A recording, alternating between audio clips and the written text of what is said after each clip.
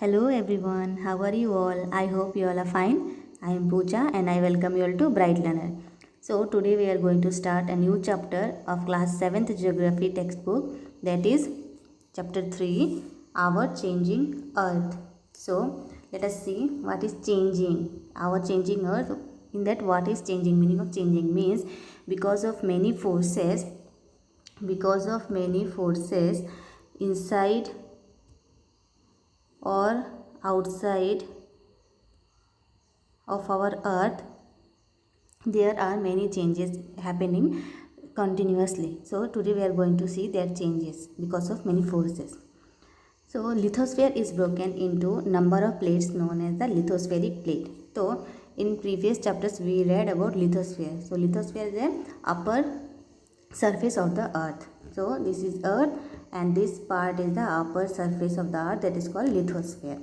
And lithosphere means they will be like this, broken. Upper surface of the earth, that is lithosphere, it is broken into number of plates known as the lithospheric plate. When this lithosphere is broken into number of parts, they are called lithospheric plate. You will be surprised to know that these plates move around very slowly. They move around very slowly, just a few millimeters each year. तो हर साल वो कुछ millimetres वो उनका movement होते रहता है. This is because of the moment of the molten magma inside the अर्थ. जो हमारे अर्थ के इनसाइड जो मेंटल पोर्शन में जो मोल्टेन माग्मा होता है, उसके वजह से एक मूवमेंट होता है अर्थ के लिथोस्फीयर प्लेट में.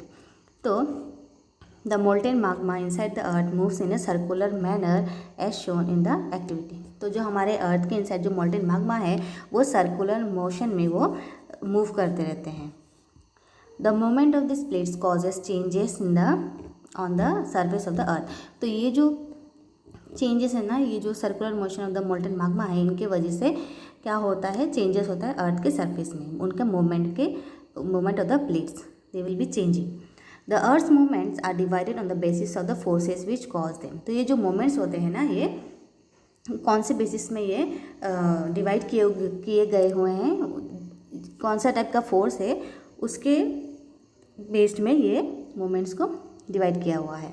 The forces which act in the interior of the earth are called the endogenic forces and the forces that work on the surface of the earth are called exogenic forces. तो जो forces जो हमारे अर्थ के inside होता है, interior होता है, जैसे एंडो मतलब that is inside, and genic मतलब दैट इज ओरिजिन. तो जिसका ओरिजिन इनसाइड में है उसे हम कहते हैं एंडोजेनिक फोर्स. और जो फोर्सेस आउटसाइड होते हैं उसे हम कहते हैं एक्सोजेनिक. एक्सोजेनिक मतलब आउटसाइड और जेनिक मतलब ओरिजिन. ओके, तो ये फिगर 3.1 देखते हैं. अर्थ मूवमेंट, अर्थ के मूवमेंट क्या क्या हैं. एक है एंडोजेनिक फोर्स, दूसरा है एक्सोजेनिक फोर्स. एंडोजेनिक फोर्स में है सडन फोर्सेस. सडन फोर्सेस मतलब जो फोर्सेस अचानक से होते हैं उसे हम कहते हैं सडन फोर्सेस, जैसे कि अर्थक्वेक, वोल्केनो, लैंडस्लाइड, ये सब अचानक होते हैं. फिर है डायस्ट्रोफिक फोर्स, दूसरा है बिल्डिंग माउंटेन्स, ये सब आते हैं एंडोजेनिक फोर्स के अंदर. दूसरा है एक्सोजेनिक फोर्सेस, जो सरफेस में होता है, बाहर होता है अर्थ के, दैट इज इरोशनल एंड डिपोजिशनल. दो टाइप के हैं, इरोशनल और डिपोजिशनल. वो किस जैसे हैं, वो है रिवर से, विंड से, सी वेव से और ग्लेशियर से. इनके वजह से एक्सोजेनिक फोर्स होते हैं. एंडोजेनिक फोर्सेस, ओके, यहाँ पे देखिए ये लिथोस्फीयर प्लेट का एक ग्लोसरी दिया हुआ है. The earth crust consist of several large and some small rigid irregularly shaped plates slabs which carry continents and the ocean floor. तो ये लिथोस्फेरिक प्लेट है ना, वो कुछ बहुत टाइप के हैं, कुछ बड़े हैं, कुछ छोटे हैं, कुछ रिजिड है, कुछ इरेगुलर है, कुछ के शेप जो है वो प्लेट्स जैसे है, स्लैब जैसे है, और वो बहुत सारे कॉन्टिनेंट्स या फिर ओशन फ्लोर को कैरी करते हैं. ओके, अभी देखते हैं यहाँ. Endogenic forces sometime produce sudden movements and at the other times produce slow movement. तो ये जो एंडोजेनिक है ना, interior of the inside of the अर्थ जो है, वो फोर्सेस कभी कभी बहुत ही अचानक से या फिर बहुत ही स्लोली कुछ मूवमेंट्स को प्रोड्यूस करते हैं. Certain moments like earthquake, volcanoes causes mass destruction over the surface of the earth. तो ये जो सर्टेन मोमेंट जैसे कि अर्थ है या वोल्केनोस है, ये बहुत डैमेज करते हैं हमारे अर्थ के सरफेस को। अब यहाँ देखते हैं volcano. Volcano is a went opening in the earth crust through which molten material erupt suddenly. तो ये जो वोल्केनो है एक वेंट है, ओपनिंग है अर्थ के क्रस्ट में, ये हमारा अर्थ है और ये क्रस्ट में ये है मेंटल। तो यहाँ से वोल्केनो यहाँ होगा और यहाँ से ये जो अर्थ का क्रस्ट होगा यहाँ पे वो ओपनिंग होगा उसका माउथ, ठीक है। तो देखिए यहाँ पे ये वोल्केनो है, ये है माग्मा, ये जो रेड कलर है वो है माग्मा चैम्बर, ये मेंटल पोर्शन में है माग्मा चैम्बर और ये क्रस्ट में इसका ओपनिंग है। और फिर देखिए ये है लावा, ये रेड कलर का, ये मोल्टेन माग्मा बाहर आया तो ये लावा, ये है वेंट स्ट्रेट वन और ये क्रेटर, इसे हम क्रेटर कहते हैं। ये जो बड़ा सा मुंह है इसका वो है क्रेटर और ये है जो उससे वोल्केनो से जो गैसेस एंड एशेस जो निकलते हैं। Similarly when the lithospheric plates move the surface of the earth vibrates. तो जब ये लिथोस्फेरिक प्लेट्स मूवमेंट होता है इनका, तब जो अर्थ है, अर्थ का सरफेस में वाइब्रेशन होता है। The vibration can travel around the earth. तो ये जो वाइब्रेशन प्रोड्यूस होता है लिथोस्फेरिक प्लेट के मूवमेंट से, ये पूरे अर्थ में ये फैलता है। This vibrations are called earthquake. तो ये जो वाइब्रेशन प्रोड्यूस हुए हैं इसे हम कहते हैं अर्थक्वेक। फिगर 3.3 देखिए, ये देखिए, ये है earthquake. The place in the crust where the moment start is called the focus. तो जो प्लेस में, जो अर्थ के जो क्रस्ट प्लेस में जहाँ पे ये मोमेंट स्टार्ट होता है उसे हम कहते हैं focus. The place on the surface above the focus is called the epicentre. तो फोकस के ठीक ऊपर वहाँ पे जो एक पॉइंट होता है उसे हम कहते हैं epicentre. Vibration travel throughout from the epicentre as waves. तो एपिसेंटर जो है वहाँ से वो वेव के जैसे वो फैलता है vibration. Greatest damage is usually closest to the epicenter and the strength of the earthquake decreases away from the center। तो ये देखिए, ये हो गया एपिसेंटर। तो एपिसेंटर के पास जो है यहाँ पे ग्रेटेस्ट डैमेज होता है और जितना ये फार जाएगा उतना ही ये जो डिस्ट्रक्शन है वो डिक्रीज हो जाएगा। तो ये फिगर देख लेते हैं, क्लियर हो जाएगा। ओरिजिन ऑफ अर्थ, तो ये देखिए, ये जो अर्थ के क्रस्ट में ये है this is focus, this is where the earthquake occurs, it is the origin of the seismic energy. Okay, तो इसके ठीक ऊपर ये देखिए, ये पॉइंट में यहाँ है एपिसेंटर, फोकस के ऊपर, ठीक है। फिर ये देखिए प्लेट बाउंड्रीज, ये है प्लेट बाउंड्रीज। फिर seismic waves radiates out in all direction. तो ये जो सिस्मिक वेव्स है वो पूरे डायरेक्शन में ये फैल रहे हैं। और ये जो है एपिसेंटर के यहाँ पे लार्ज डिस्ट्रक्शन होता है और ये जितना दूर जाता है उतना ही डिस्ट्रक्शन कम होता है। तो देखिए यहाँ पे डू यू नो बहुत ज़रूरी होता है, इसमें बहुत सारे फैक्ट छुपे हुए होते हैं। So there are 3 types of earthquake. तो अर्थक्वेक के 3 टाइप्स होते हैं, और भी है और नहीं, और डिटेल में इसको हम आगे के चैप्टर्स में क्लासेस में पढ़ेंगे, ठीक है। तो पी वेव, तो पी वेव जो है इसे हम प्राइमरी वेव भी कहते हैं और इसे हम लॉन्गिट्यूडनल वेव भी कहते हैं। एस वेव है उसे हम सेकेंडरी वेव भी कहते हैं और इसे हम ट्रांसवर्स वेव भी कहते हैं। एल वेव जो है और ये इसे हम सरफेस वेव भी कहते हैं। Okay, Although earthquakes cannot be predicted, the impact can certainly be minimized if we are prepared beforehand। तो earthquake जो है वो से हम प्रिडिक्ट नहीं कर सकते हैं, उसके लिए हमें क्या करना पड़ेगा, पहले से ही हमें कुछ प्रिपरेशन लेना पड़ेगा और हमें पहले प्रिपेयर रहना पड़ेगा। तो some common earthquake prediction methods adopted locally by people. तो कुछ अर्थक्वेक के प्रिडिक्शंस मेथड जो है वो लोगों के द्वारा लोकली एडोप्ट किया हुआ है, जैसे कि स्टडिंग एनिमल बिहेवियर। तो जो एनिमल के बिहेवियर है उससे हम पता लगा सकते हैं कि अर्थक्वेक आने वाला है। या फिर fish in the pond get hesitated. तो जो मछली है जो तालाब में रहते हैं वो उछल कूद ज़्यादा करते हैं, परेशान हो जाते हैं, उसकी वजह से भी हम पता लगा सकते हैं। Snakes come to the surface, और जो स्नेक्स है वो सरफेस से बाहर निकल जाते हैं। यहाँ पे देखिए, और एक है do you know an earthquake is a major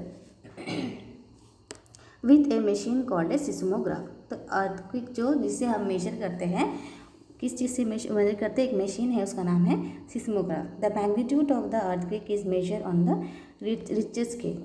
तो जो मैग्नीट्यूड है वो हम रिक्टर स्केल से मेजर करते हैं, और जो अर्थक्वेक है वो हम सिस्मोग्राफ से मेजर करते हैं। एन अर्थक्वेक ऑफ 2.0 और less can be felt only a little. तो अर्थक्वेक जो 2.0 है उसे हम कम महसूस कर सकते हैं। An earthquake of 5.0 can cause damage from things falling. तो जो अर्थक्वेक 5.0 है वो जो सामान है घर में जो सामान रखे हुए होते हैं वो गिर सकते हैं। और जो अर्थक्वेक 6.0 और हायर जैसे 7 ये सब वो बहुत स्ट्रांग होता है और वो वेरी डेंजरस होता है, ठीक है।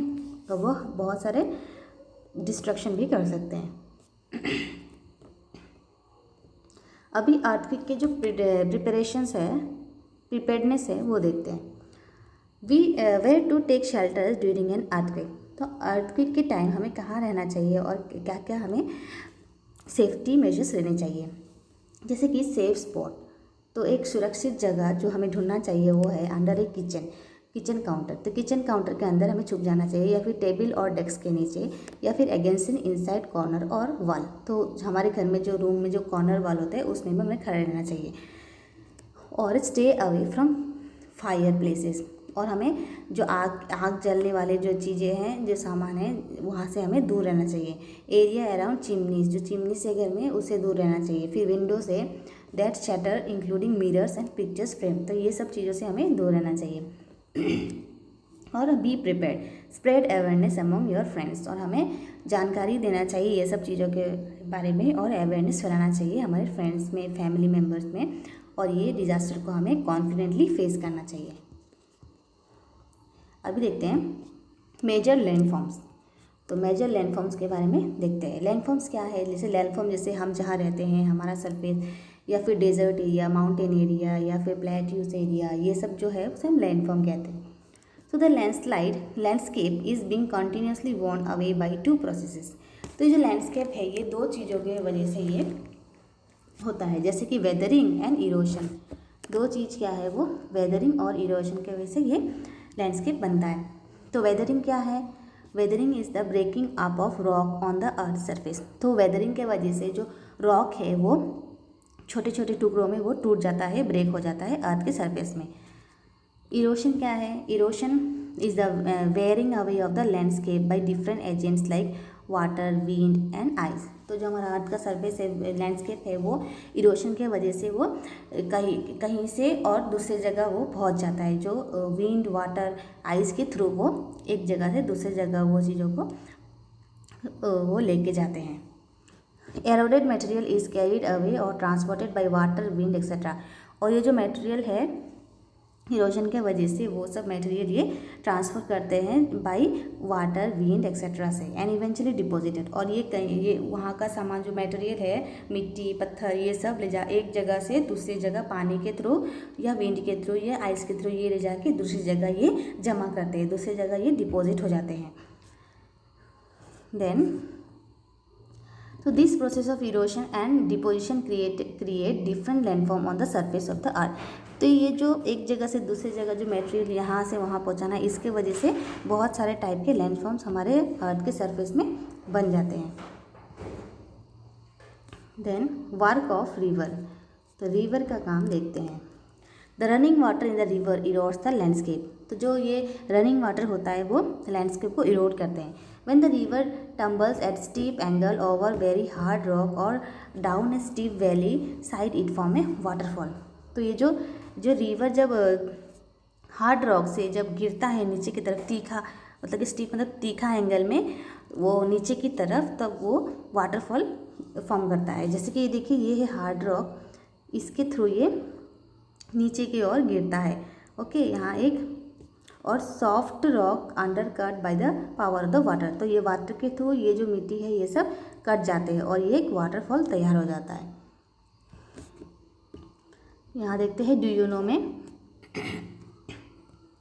There are thousands of small waterfalls in the world. तो यहाँ पे वर्ल्ड में बहुत सारे थाउजेंड्स ऑफ वाटरफॉल है छोटे छोटे। The highest waterfall is Angel Falls of Venezuela in South America. तो जो हाईएस्ट वाटरफॉल है वो है एंजल फॉल वेनेजुला में, जो कि साउथ अमेरिका में है। The other waterfall are Niagara fall. दूसरा जो है वो है नाइजीरिया फॉल, और वो कहाँ पे है, border between Canada and USA के बीच में, जो कि नॉर्थ अमेरिका में है।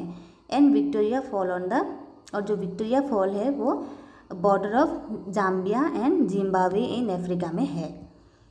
Okay. As the river enter the plain it twist and turn forming large bends known as meander. जैसे जैसे ये रिवर आगे की ओर बढ़ते हैं वैसे वैसे ये ट्विस्ट होते हैं और ये एक लार्ज बैंड फॉर्म करते हैं जो कि मिंडर्स कहलाते हैं। ओके, इन्हें हम मिंडर्स कहते हैं। जैसे कि ये रिवर देखिए, ये ऐसे ऐसे ऐसे ऐसे जा रहे हैं और ये यहाँ पे ये मिंडर्स फॉर्म कर रहे हैं। देखिए ये मिंडर्स फॉर्म कर रहे हैं। Due to continuous erosion and deposition along the sides of the meander, the end of the meander loop come closer and closer. तो ये जो देखिए यहाँ से ये बहुत सारे आ रहे हैं और यहाँ पे बहुत सारे डिपोजिशन भी हो रहे हैं, तो ये क्लोज आते रहते हैं। और ये यहाँ पे ये मिनरल्स डिपोजिशन होते हैं बहुत सारे चीज materials. In due course of time the mineral loop cuts off from the river and form a cut off lake also called as oxbow lake. तो ये आते आते यहाँ पे डिपोजिशन होते होते यहाँ पे एक सेपरेशन हो जाता है मेन रिवर से, और यहाँ पे एक ऑक्सबो लेक बन जाती है। देखिए यहाँ पे एक ऑक्सबो लेक बन गए। At time the river overflow its bank. तो कभी कभी क्या होता है, ये बैंक मतलब ये रिवर के जो किनारे होते हैं वो वहाँ से ओवरफ्लो हो जाता है river. This lead to the flooding of the neighbouring area. तो इसके वजह से क्या होता है, ये रिवर है और ये जो बैंक्स है यहाँ पे ओवरफ्लो हो रहा है, तो इसकी वजह से यहाँ पे क्या होगा, यहाँ पे ओवरफ्लोडिंग हो जाएगा। As it flood it deposit layer of fine soil and other material called sediment along its bank. तो ये रिवर जो है ये किनारे से बह रहा है, तो इसकी वजह से क्या होता है, यहाँ पे ये जो मटेरियल है यहाँ पे एक फाइन सॉइल यहाँ पे डिपॉजिट हो जाते हैं, ठीक है। एंड और वो जो मटेरियल है उसे हम कहते हैं सेडिमेंट्स, और ये रिवर के किनारे किनारे ये फॉर्म हो जाते हैं। This leads to the formation of a flat fertile flood plain. तो इसकी वजह से क्या होता है, यहाँ पे एक फ्लैट फ्लड प्लेन तैयार हो जाता है। The raised bank are called levees. तो ये जो बैंक्स फॉर्म होते हैं ना, इसे हम कहते हैं, जैसे यहाँ पे मिट्टी देखिए, यहाँ पे पूरा प्लेन मटेरियल जमा होते होते रिवर फ्लड होते ओवरफ्लोड होते होते यहाँ पे ये लीव्स फॉर्म हो जाते हैं। Okay. As the river approaches the sea. जब ये रिवर सी की ओर बढ़ते हैं, ठीक है, the speed of the flowing water decreases and the river begin to break up into a number of streams called distributaries. जब ये रिवर्स समुद्र की ओर बढ़ते हैं तब क्या होता है, ये टूट जाते हैं बहुत सारे स्ट्रीम्स में, और वो स्ट्रीम्स को कहते हैं हम डिस्ट्रीब्यूटरीज। जैसे ये देखिए, ये है मेन रिवर और ये सी की ओर आके ये सी की ओर अप्रोच कर रहा है, वो सी की ओर मिक्स होने जा रहा है। तब ये क्या होता है, ये जो आते हैं ऐसे करके और इधर ये जो छोटे छोटे टुकड़ों में ये टूट जाते हैं, और इसे हम कहते हैं ये distributaries. Okay. The river becomes so slow that it begins to deposit its load. तो ये जो रिवर जो चीज़ मटेरियल अपने साथ लेकर आए वो सब वो जो रिवर का स्पीड होता है वो कम हो जाता है। इसकी वजह से क्या होता है, और यहाँ पे डिपोजिशन होना स्टार्ट हो जाता है जो मटेरियल्स है। Each distributaries form its own mouth. तो जितने भी डिस्ट्रीब्यूटरीज है इस खुद के माउथ फॉर्म हो जाते हैं। The collection of the sediments from all the mouth forms a delta. तो ये सब माउथ्स बाद में मिल के यहाँ पे एक डेल्टा फॉर्म करते हैं। ओके, यहाँ पे ये पूरा डेल्टा फॉर्म कर लेते हैं पूरे डिस्ट्रीब्यूटरीज मिलके। अभी हम देखते हैं वर्क ऑफ वेव्स। अभी हमने देखा था वर्क ऑफ रिवर, अभी हम देखते हैं work of waves, sea waves. The erosion and deposition of a sea waves give rise to coastal landform. तो इरोशन और डिपोजिशन के वजह से सी वेव्स की वजह से क्या होता है, कोस्टल लैंडफॉर्म्स फॉर्म होते हैं। Sea waves continuously strike at the rock. तो ये जो सी वेव्स है वो ये जो रॉक्स है यहाँ पे ये स्ट्राइक करते हैं। ओके। Cracks develop. तो इसके वजह से क्या, कंटिन्यूस स्ट्राइक से क्या होता है, यहाँ पे क्रैक डेवलप होता है, ठीक है। Over time they became large and wider. तो ये थोड़ा थोड़ा स्ट्राइक करते करते ये बहुत सारा बड़ा वाइडर माउथ हो जाता है। दस हॉलो लाइक केव्स, तो इसकी वजह से क्या होता है, एक गड्ढा जैसा या केव जैसा फॉर्म हो जाता है रॉक्स में। ये देखिए, ये सी केव्स, यहाँ पे कंटिन्यूस स्ट्राइक होते होते सी वेव्स का यहाँ पे एक सी केव फॉर्म हो जाता है। As this cavities become bigger and bigger, only the roof of the caves remain, thus forming a sea arches. तो ये जो केव्स बड़े होते होते ये क्या होते हैं, ये सी आर्चेस फॉर्म हो जाते हैं। ठीक है, देखिए ये सी आर्चेस, देखिए ये जो कैविटीज़ यहाँ पे फॉर्म होते होते यहाँ पे बड़े आर्च बन जाते हैं, यहाँ पे हॉलो हो जाता है। Further erosions breaks the roof and only walls are left. तो क्या होता है, ये जो इसके वजह से जो ये रूफ जो है वो टूट जाता है और ये जो वॉल्स है वो रहते हैं रॉक के। This walls like features are called stacks, और इसे हम स्टेक कहते हैं। ये देखिए, ये पूरा ये जो रूफ है ये टूट जाता है और ये साइड का ये सिर्फ रहता है, इसे हम कहते हैं stack. The steep rock coast rising almost vertically above the sea water is called the sea cliff. और ये जो स्टीप रॉक है वो ऊपर उड़ते उड़ते vertically above the sea water is called the sea cliff, इसे हम सी क्लिफ कहते हैं। The sea wave deposit sediments along the sea shore forming beaches. और ये जो सी वेव्स है ये क्या करते हैं, डिपोजिट करते हैं सेडिमेंट्स, कहाँ पे वो करते हैं, वो सी शोर में करते हैं फॉर्मिंग बीचेस, उसके वजह से बीचेस तैयार होते हैं। अभी हमने सी वेव्स पढ़ लिए, हमने वर्क ऑफ रिवर पढ़ लिए, अभी हम वर्क ऑफ आइस करते हैं। Glaciers are river of ice which to erode the landscape by bulldozing soil and stone to expose the solid rock below। तो ये जो ग्लेशियर्स होते हैं वो क्या होता है, वो फ्रोजन रिवर्स होते हैं और वो क्या करते हैं कॉन्टीन्यूसली वो भी इरोड करते हैं लैंडस्केप को, बुलडोज करते हैं सॉइल को और स्टोन को, to expose the solid rock below. तो ताकि वो जो अंदर में जो सॉलिड रॉक छिपा हुआ है उसको वो एक्सपोज करते हैं। Glaciers carve out deep hollows. तो ग्लेशियर्स क्या करते हैं, डीप हॉलो फॉर्म करते हैं, वो कर्व करते हैं। As the ice melts they get filled up with water and become beautiful lakes in the mountain. जैसे जैसे आइस मेल्ट होता है और ये जो केव्स रहते हैं वो वाटर से फिल हो जाते हैं और वो ब्यूटीफुल लेक्स फॉर्म करते हैं माउंटेन के ऊपर। The material carried by glaciers such as rock, big and small sands and silts get deposited. और ये जो मटेरियल जो होते हैं वो लेक्स में ग्लेशियर के द्वारा आते हैं और रॉक्स आते हैं उसमें, फिर स्मॉल सैंड और सील्स गेट डिपॉजिटेड, वो लेक्स में ये सब डिपॉजिट हो जाते हैं। This deposits form glacial moraines, और ये डिपॉजिट्स को हम कहते हैं ग्लेशियल मोरेन्स। अब देखते हैं हम वर्क ऑफ विंड।